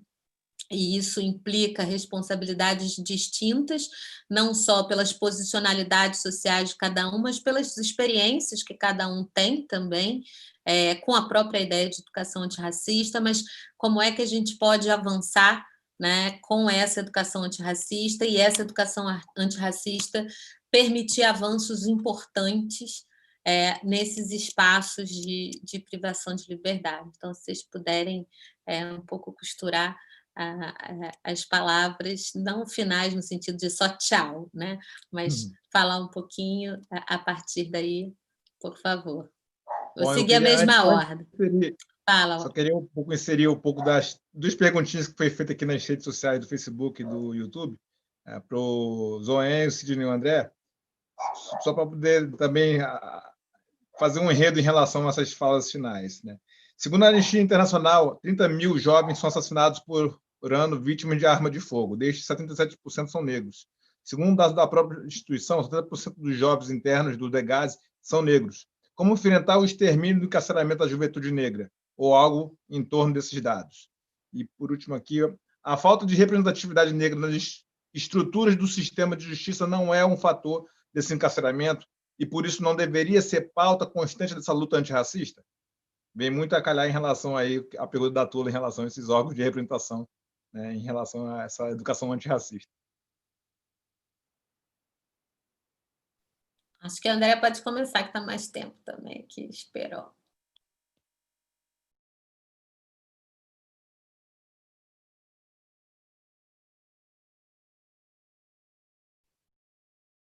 Ainda está mudo, André. Microfone. Microfone está mudo. André? Foi. Ah, pronto. Agora. Tá, eu estava tentando aqui. Fazendo uma tessitura do que foi dito, né? Eu tenho uma admiração pelo Sidney imensa e não posso... Quer dizer, em todos os momentos que nós nos encontramos, eu recoloco essa admiração. Né? Então, eu acho a fala do Sidney, eu acho que tem duas questões que eu acho que tem algumas questões que bateu para mim e que costura todo esse diálogo, que é a questão da memória, né?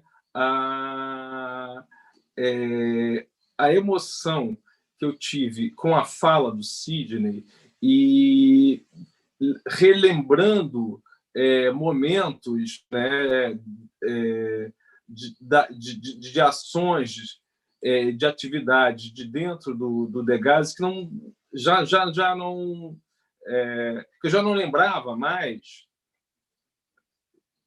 né, aponta para essa necessidade, quer dizer, a memória e articulando com dados de ancestralidade, que também deixa que é uma memória aprofundada e é uma memória introjetada no DNA. Então, um caminho para a luta antirracista, e isso, né, na 10.6, na lei, na educação das relações étnico-raciais, isso é bem estabelecido, é você criar essa memória, né?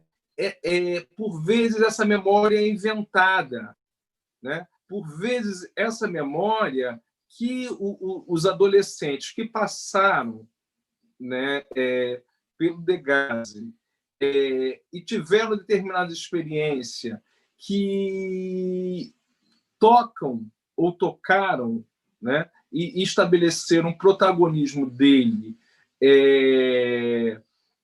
contrapondo o lugar social onde a cada momento não só ele, como nós negros, né, querem nos colocar. Porque, bom, eu tenho 53 anos, há 3 anos atrás, eu não conhecia esse termo, né, o fundada suspeita, né, eu estava na Lapa, eu com 50 anos, lá essa ronda miliciana como é que Lapa presente, essas coisas, essa formalização da milícia urbana, né, chegou para mim e falou: olha, documento não sei o quê.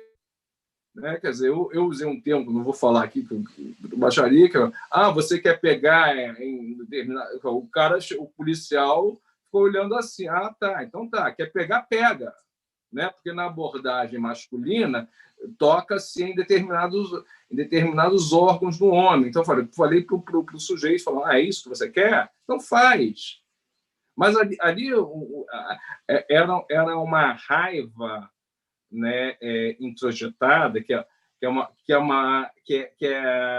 o dado da memória que a gente tem que, por vezes, engolir, né, que não é aquela memória interessante, gostosa, boa, que a gente tem que ter num processo educacional e um processo educacional de luta antirracista, né? Tem que criar o processo de simbólico, subjetivo, né? Porque não tem idade, né? O racismo e a lógica policial estabelecida não tem idade. Não tem idade. Se é preto, né? Você pode ser, a qualquer momento e a qualquer idade, abordado de uma maneira completamente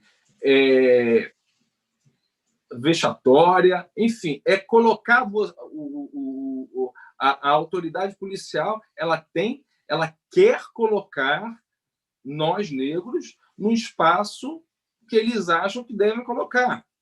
E a gente tem que, a cada momento, estar lutando. E esse processo de uma construção subjetiva, de empoderamento, dos garotos poderem beijar a Letícia Sabatella, né? Isso é simbólico para caramba. Essa ação sair no jornal, de ser um jornal que, basicamente, quem lê é um extrato muito recortado da sociedade, né? Como escândalo, né? É porque há uma dificuldade muito grande da sociedade brasileira em aceitar que nós somos maioria. E aí eu acho que a luta antirracista é constante, diária, e tem que ter boas memórias e coração, porque senão a gente não consegue sobreviver. E aí o passo a dar é muito mais difícil. Então, o respiro é fundamental. Então, essas ações de respiro em instituições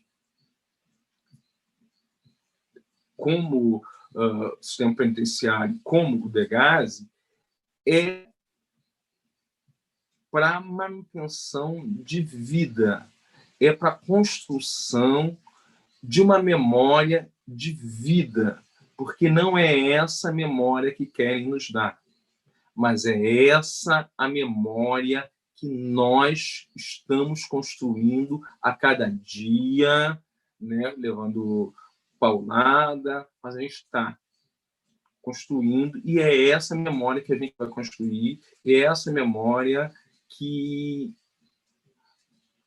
o nosso filho, a nossa filha, né, vai poder entender que existe, né? Voltando à questão da memória, eu lembro nessa mesa que eu tive na PUC há muitos anos atrás, uma das pessoas da mesa colocou toda a genealogia da vida dela.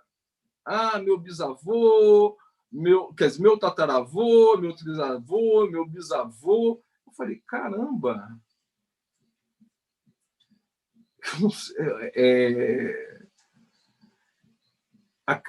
A minha história não acaba, mas a história que querem me contar, que eu conheço, vai até o meu avô.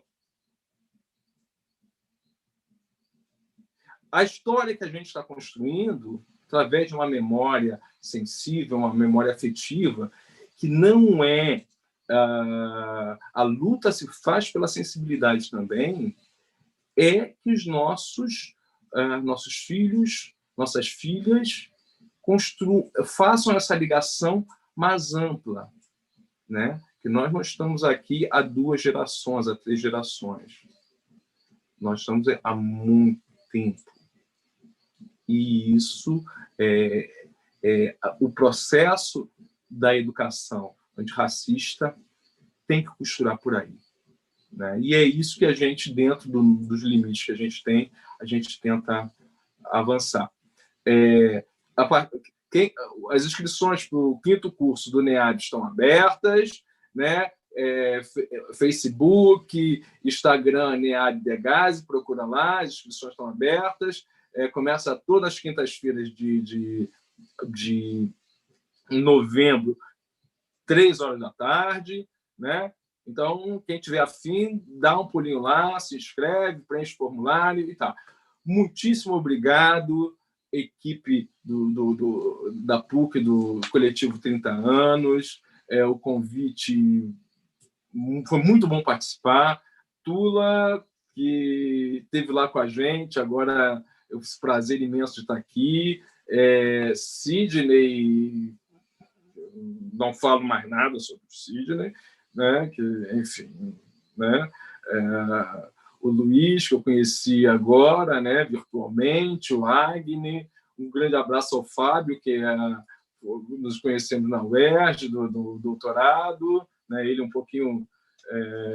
entrou um pouquinho mais antes de mim, né? Mas travamos uma amizade lá dentro. Valeu pra caramba, tá, gente? Beleza. Obrigada, André. Sidney, por favor. Gente, o André é suspeito, hein?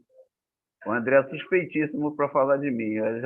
Entra no rol dos suspeitos aí, porque essa amizade, assim, eu sentei lá junto com ele, com os meninos lá no CREAD de Nova Iguaçu para a gente pintar, e ele está devendo um painel desse aqui na Casa de Cultura, na Casa de Artes e Cultura, Cecília Teles da Silva. Assim, primeiro, agradecer essa oportunidade ímpar, né, de estar com vocês, com Agni, né, com o Luiz Henrique, contigo, Tula. Do André eu já falei, não vou repetir, né? Senão não vou terminar igual a Portela, né? Se for falar do André, hoje eu não vou terminar, né? E dizer o seguinte, assim, vou completar agora, daqui a 3 meses, 63 anos, né? E eu sou bisavô, eu acho que precocemente, mas já sou bisavô. E quando o André fala da questão da ancestralidade, né? E da oralidade, né? De tudo que a gente, e da nossa memória, né? Se eu posso pedir alguma coisa, eu só peço um pouquinho de tempo para passar para minha bisneta um pouco do que eu aprendi com a minha mãe, né? A gente conviveu pouco tempo, né? Eu convivi pouco tempo com a minha mãe. Quando ela faleceu, eu tinha 14 anos. Ela, desde que dos meus 11 anos de idade, ela foi acometida de um câncer e a gente conviveu com ela mais nos hospitais do que em casa, nesses 3 anos, até a sua partida. Mas, assim, quando ela estava em casa, era eu que fazia companhia a ela. Então, eu pude aprender muito. O período que foi um período ruim para toda a família, foi um período de maior aprendizado para mim, né? Eu aprendi raiz quadrada com a minha mãe. Aprendi solução de raiz quadrada com a minha mãe. Então, assim, muito música, né? Minha mãe foi dos 16 irmãos, né, da família dela, foi a única que concluiu. Ela nasceu em 1928, que concluiu a educação primária, né, em tempo integral, em colégio religioso. Então, ela tinha um conhecimento fora do comum e estou falando, Maralice, estou falando agora. Desculpe. É que assim, ela era autodidata, né?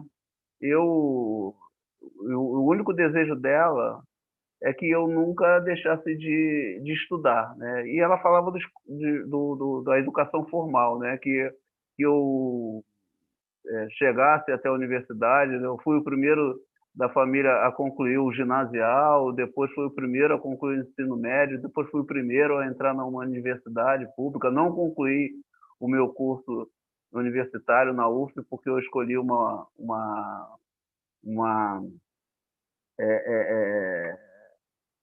graduação que era da elite, né?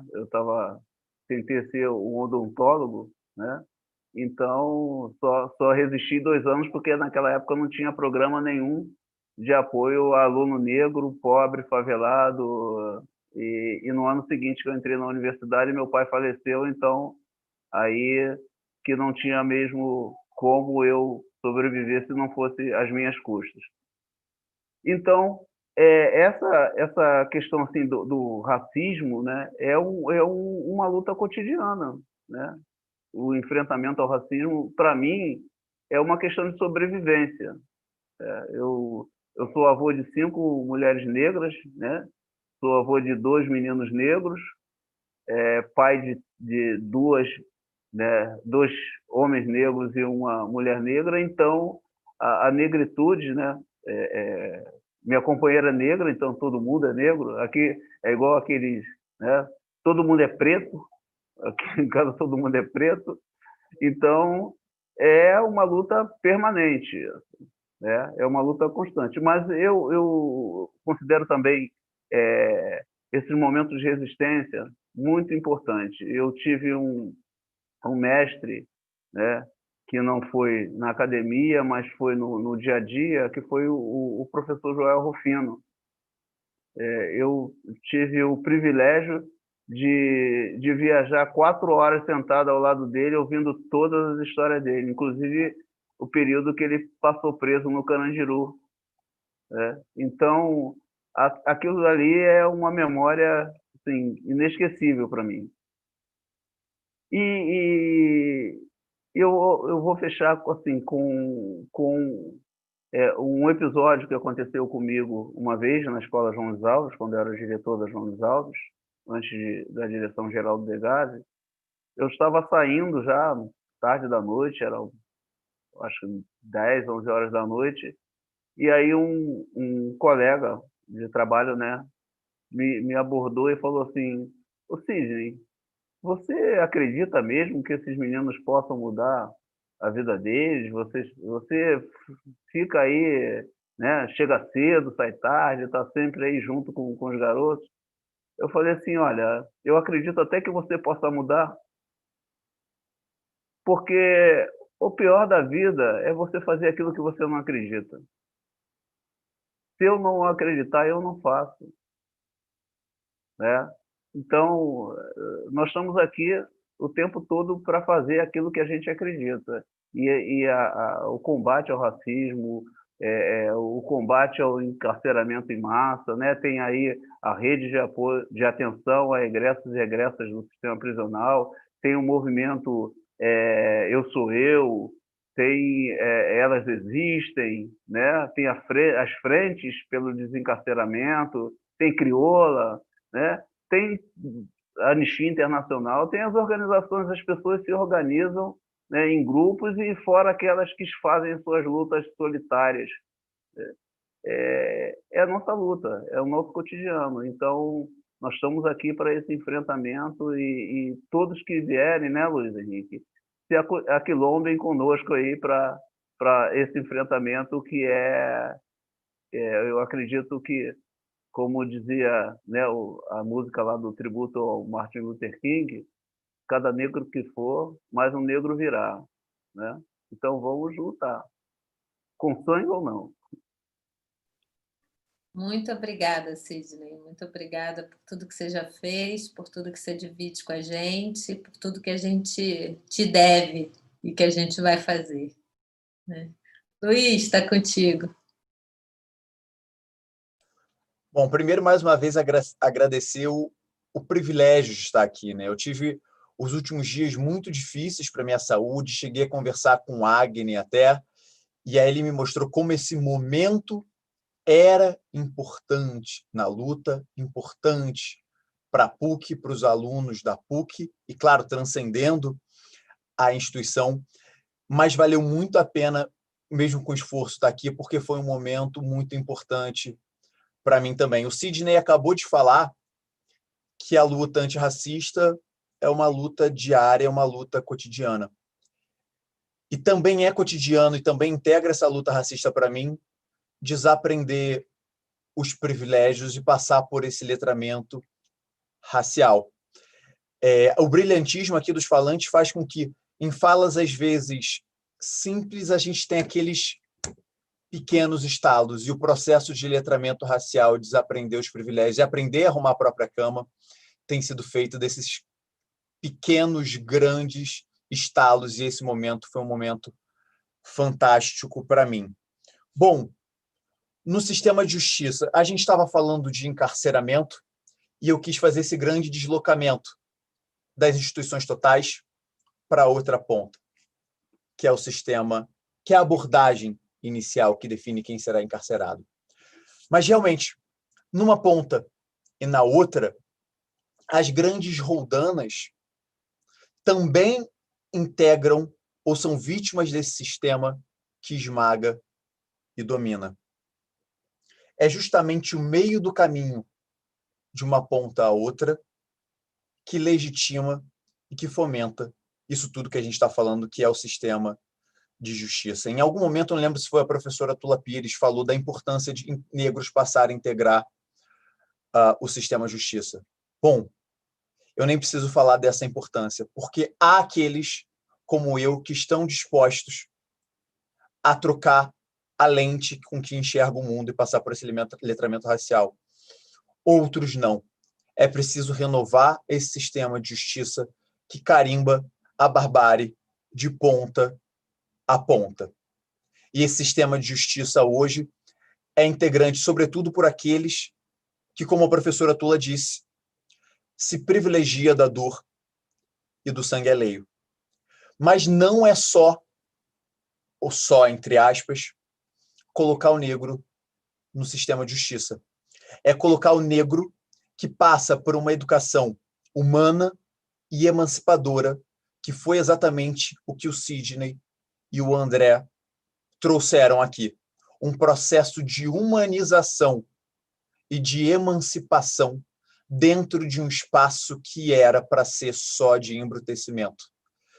Então, o compromisso aqui, em verdade, é ocupar alguns espaços e fazer uma utilização subversiva da linguagem de poder, sobretudo, e atuar como um megafone, ou contribuir para ampliar vozes de pessoas tão engajadas, tão vocacionadas e tão maravilhosas como as que aqui estão presentes, que eu vou reunir na pessoa da professora Tula Pires.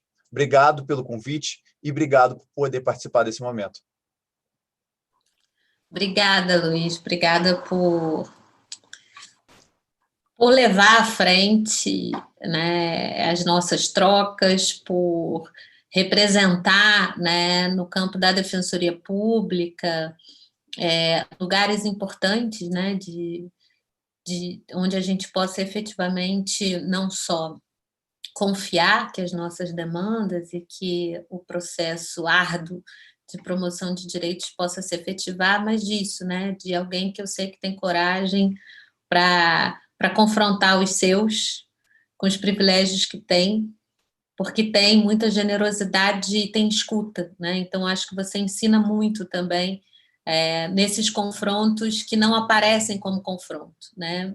De tudo que você falou, o que mais me orgulhou é a sua postura nas audiências, é alguém que mostra que não vai reproduzir essa engrenagem nos mesmos termos em que foi ensinado a fazer, mas que você foi ensinado a outras coisas também e teve escuta, né, para fazer disso algo maior do que todos os outros processos de produção do próprio conforto, que certamente são muito mais tentadores, né, do que os outros. Então, queria agradecer muito e agradecer a possibilidade da gente viver isso, né? Eu acho que aqui o falar como educadora na frente de Sidney e de André e de Agnes, né, e de Luiz, tendo Agnes e Luiz na minha frente, é isso, né? É olhar para Sidney, olhar para André e perceber que tem um caminho, tem um processo de troca, de construção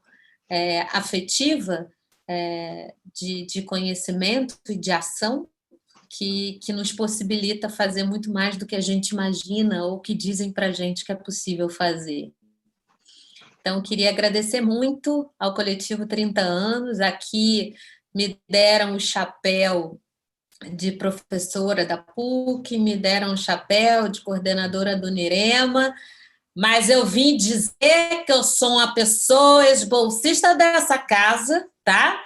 E que eu também tenho o chapéu de integrante do coletivo. Eu tenho aqui que dizer para vocês que eu só cumpri esse papel porque não somos muitos os que fizeram esse percurso, eu não teria outros companheiros para colocar nesse espaço, mas eu fico muito feliz de rever a todos e todas nesse contexto. Um contexto em que a gente precisa, sim, defender a história que a Pontifícia Universidade Católica do Rio de Janeiro construiu no sentido de produção, de possibilidade de formação para muita gente que não teria capacidade de ter acesso a essa formação se não fossem as políticas de ações afirmativas e bolsas que foram, desde 1994, certamente de maneira muito dura, disputadas, e aqui eu vou personalizar na figura do professor Augusto Sampaio, mas a gente sabe que tem toda uma rede, né, que segurou essa disputa, uma disputa que nunca foi fácil, né, e que precisa ser afirmada, que precisa ser defendida. E ninguém melhor do que nós, né, que fomos bolsistas dessa casa, para vir aqui hoje e dizer que se a Pontifícia Universidade Católica quer ter também a nossa cara, é preciso que essas iniciativas sejam defendidas, que a gente apareça como filhos dessa casa, como filhos dessa produção, e que nas asas, né, que fazem o nosso brasão dizer que não há peso, também tenha espaço para gente como a gente voar. Então, comecei como professora da casa e coordenadora do Unirema, mas termino como ex-aluna, né? Termino como ex-bolsista, porque é o sentimento que esse encontro mais me presenteou, né? Não só de renovar 20 anos, né? Mas também de encontrar vocês e de reviver aquela energia, né? De fazer movimento estudantil de novo, sendo ex-aluno. Então, muito obrigada por isso também, e que a gente consiga aí não só produzir esse enfrentamento, mas todos os outros que forem necessários e seguir aí a todos os chamados que a luta antirracista nos convoca. Boa noite, um beijo enorme e até a próxima. Eu queria finalizar, para finalizar, porque nós, o Coletivo 30 Anos, né, a gente tem aí um papel muito grande de retornar, né, ao longo desse projeto. No dia 10/11, a gente vai ter aí uma fala sobre ações afirmativas da reparação e representatividade ao ativismo social. A fala com a Andréa Clapp, doutora em serviço social, a Daniela Frida, doutora e pós-doutora em educação pela UERJ, a Elizabeth Nascimento, doutora em letras, e o Renato Ferreira, doutorando em direito na UF. A gente vai ter justamente passar um pouco, né? Eu, como filho de bolsista da PUC, né? Também bolsista 2 vezes na PUC, acho que esse engajamento nosso, né? Eu, da Tula, dos demais presentes, isso faz, de alguma forma, referência à reparação, à representatividade, à pluralidade que o Luiz tanto, né, evocou. Eu acho que o ativismo social, né, não é só uma forma de você referendar o lugar de fala, mas é através de um processo. E a educação antirracista ela tem esse papel de engajar, de incorporar, né, o sujeito na sua condição de ator e não apenas de um menor ou, né, já que o Sidney falou bastante, adolescente. Né, a gente tem que justamente entender nossa condição e, né, pressionar as instituições para que, de fato, a nossa representação seja feita por nós mesmos. E aí, esse coletivo 30 anos ele tem essa proposta. Em 4 anos, a gente pretende falar bastante, a partir de várias pautas narrativas, a partir de vários eventos, a partir de um livro, da história dos alunos bolsistas da PUC, dos alunos que, de fato, desmistificam aquela tese de que aluno na PUC só tem playboy. A gente tem preto na PUC, a gente tem mulheres, nós temos lésbicas, nós temos vários referenciais aí, né, não só na música, não só no ativismo, no parlamento, infelizmente alguns calados, mas a gente tem aí muita história para contar. A gente pretende, ao longo desses 4 anos, finalizando lá em 2024, com o projeto dos 30 anos dos alunos da PUC e os alunos bolsistas da PUC. Perfeito? Boa noite, pessoal. Fico muito feliz ao André, muito feliz ao Sidney, ao Luiz, a Tula, por ter dado muito dessa fala, muito dessas... Né, acalentado um pouco e aberto outras lacunas, né, a partir dessas suas falas, que foram muito interessantes, muito importantes. Beleza, gente? Boa noite.